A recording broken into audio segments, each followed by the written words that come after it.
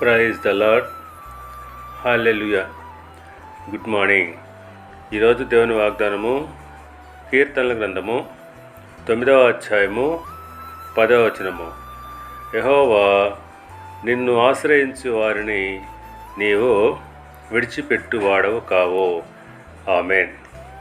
క్రీస్తునందు ప్రియులారా, మనస్ఫూర్తిగా ఆయన్ని వెతికే వారిని ఆయన ఎన్నడూ విడిచిపెట్టడు.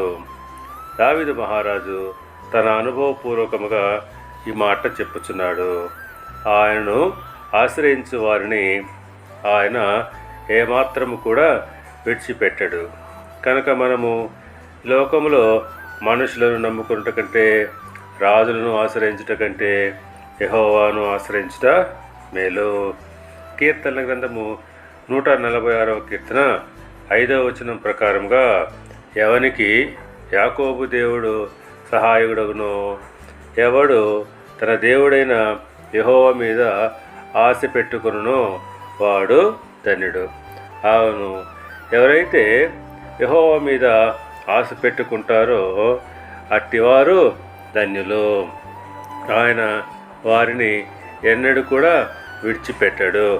దేవుడు మిమ్మల్ని దీవించి ఆశీర్వదించి వర్ధిల్ల చేయనుగాక. ఆమేన్.